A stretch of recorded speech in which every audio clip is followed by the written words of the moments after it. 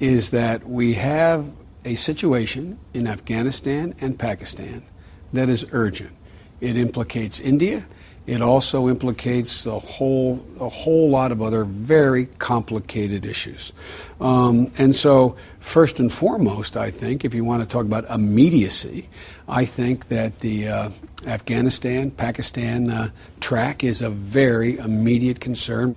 There's also, it's in a sense, it's good, it's less urgent, but it's a real issue, is how to implement the SOFA and have that, how to implement the Status Forces Agreement in Iraq that has been negotiated between Maliki and this administration, which is not at all inconsistent in principle with what Barack and I are talking about during the election. Well, but it is inconsistent in details because that agreement says all American troops have to be out of Iraq by 2011. You and the President-elect have said that you believe we'll need a residual force. Secretary Gates says it could be 40,000 troops after 2011. Well, if you take a look at that agreement, the agreement allows for the incoming administration and the government of Iraq, whatever it happens to be at the time these drop-dead dates occur in the SOFA, to be able to look at and mutually agree that maybe something else need be done. But look, our goal is to get American combat forces out of Iraq. That's what our goal is, and turn over responsibility to the Iraqis. The New York Times reported that at your national security meeting this week, Secretary Gates and Admiral Mullen came forward with a withdrawal plan prepared by the commanding generals. They would start the withdrawal, but they said that they could not meet the 16-month deadline called for by President-elect Obama. Did he say, go back to the drawing board, come back with a plan that meets my promise? I'm not going to get into detail, but the answer is nothing was that stark at all. There isn't any conclusion reached or presentation made that suggests that we cannot rationalize the Status of Forces Agreement terms and the objectives of the Obama-Biden administration. But is he still committed to meeting that promise? All combat troops out in President-elect Obama in 16 months? He is committed within the context of what he said at the time.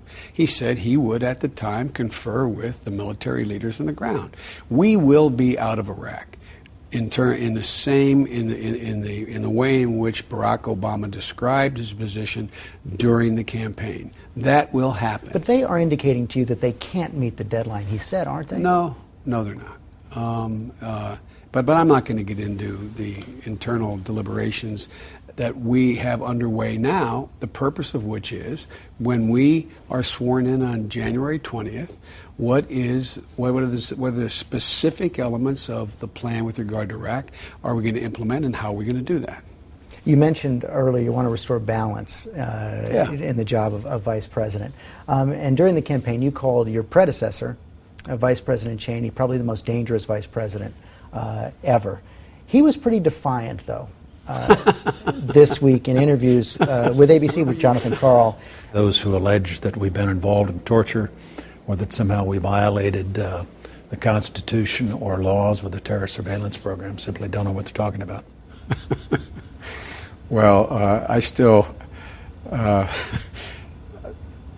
I don't agree with the vice president. Sound like you were going to say you still stand by your characterization. Look, I think the recommendations, the advice that he has given to President Bush, and maybe advice the president already had decided on before he got it, I'm not making that judgment, has been not healthy for our foreign policy, not healthy for our national security, and it has not been consistent with our Constitution, in my view. His notion of a unitary executive, meaning that in time of war, essentially all power, goes to the executive, I think is dead wrong. I think it was mistaken. I think that it caused this administration, in adopting that notion, to overstep its constitutional bounds, but at a minimum to weaken our standing in the world and weaken our security.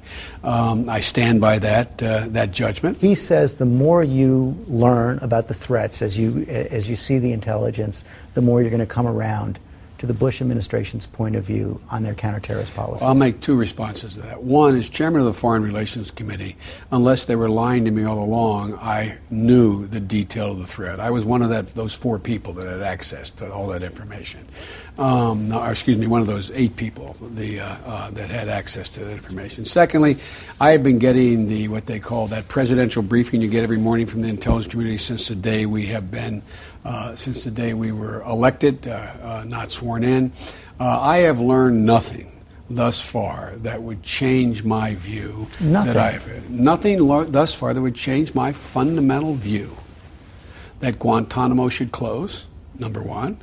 That number 2, the way in which we have conducted our policy in terms of both surveillance as well as the detainees has hurt our reputation around the world. And to quote from a previous national security report put out